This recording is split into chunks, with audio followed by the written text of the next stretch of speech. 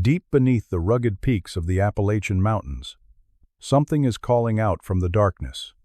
After 6 years of silence, after search teams gave up, after families lost hope, a signal emerges from a place no human should be able to survive. What you're about to hear will change everything we thought we knew about missing persons cases in America's most mysterious mountain range. October 15, 2017. The autumn leaves painted the Appalachian wilderness in brilliant reds and golds, but for 28-year-old Marcus Chen, this would be his final sunrise. Marcus wasn't just another weekend warrior. He was an experienced backcountry hiker with over a decade of wilderness experience. He'd conquered peaks from Colorado to Maine. The Appalachians? They were supposed to be his backyard. That morning, Marcus kissed his fiancée Sarah goodbye and promised he'd be back by Sunday evening. He was tackling a challenging but well-known 15-mile loop trail in Virginia's George Washington National Forest. He had GPS, emergency beacon, enough supplies for 3 days, and years of experience to guide him. Sunday came and went. No Marcus. Monday morning, Sarah's frantic call to park rangers triggered the largest search operation the region had seen in over a decade. Over 200 volunteers, K-9 units, helicopters, thermal imaging. They scoured every inch of that trail system. They found his car in the parking lot, untouched. They found his initial trail markers, but then nothing. It was as if Marcus Chen had simply vanished into thin air. For 6 years, the case haunted everyone involved. Sarah never stopped believing, the rangers never stopped wondering, and the mountains kept their secrets. Until last month, March 3, 2024. A team of cave explorers known as the Underground Discovery Project was conducting a routine survey of unmapped cave systems in the George Washington National Forest.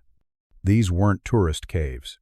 These were deep, dangerous, previously unknown caverns that required technical climbing equipment and years of specialized training to navigate safely.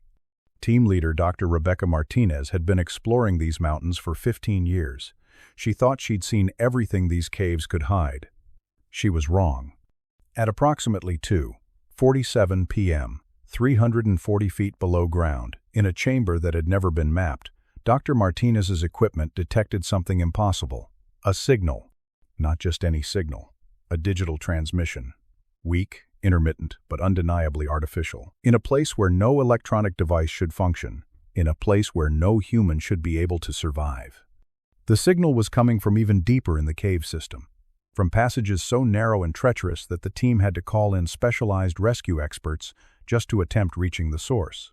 What they found would challenge everything we understand about survival, about the limits of human endurance, and about the secrets hidden beneath the Appalachian Mountains. The rescue operation took 72 hours to organize.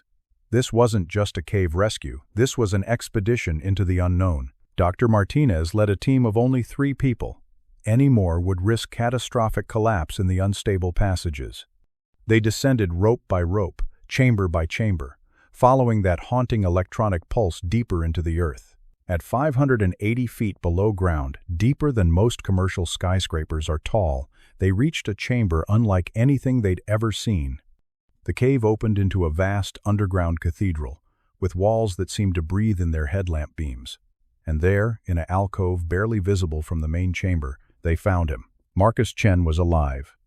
After 6 years in complete darkness. After being given up for dead. After becoming another statistic in the hundreds of people who vanish in the Appalachians every year.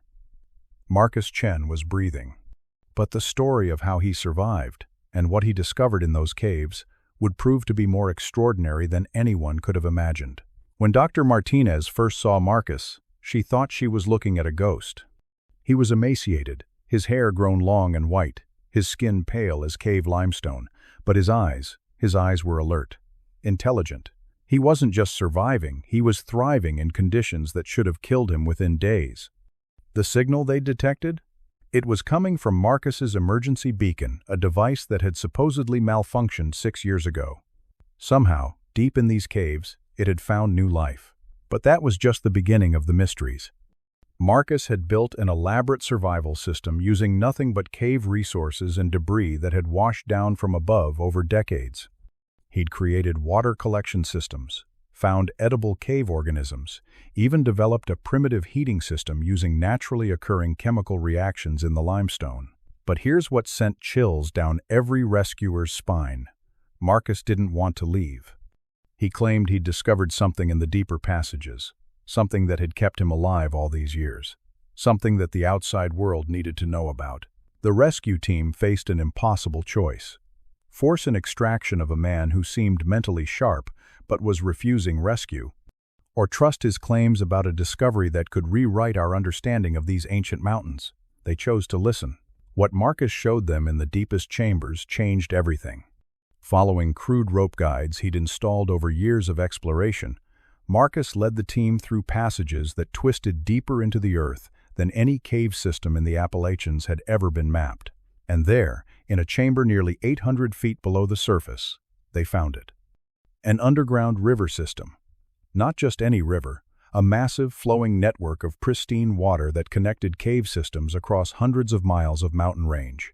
Water so pure it could revolutionize our understanding of natural filtration systems. But the water wasn't the most shocking discovery. Growing along the riverbanks were organisms unlike anything science had cataloged. Cave-adapted life forms that had evolved in complete isolation for potentially millions of years. Creatures that could hold the key to medical breakthroughs, environmental restoration, even space exploration. Marcus had stumbled upon one of the most significant biological discoveries in modern history, and he'd spent 6 years documenting it, preserving it, protecting it from the outside world. He hadn't just survived in those caves, he'd become their guardian. The rescue team faced an ethical nightmare.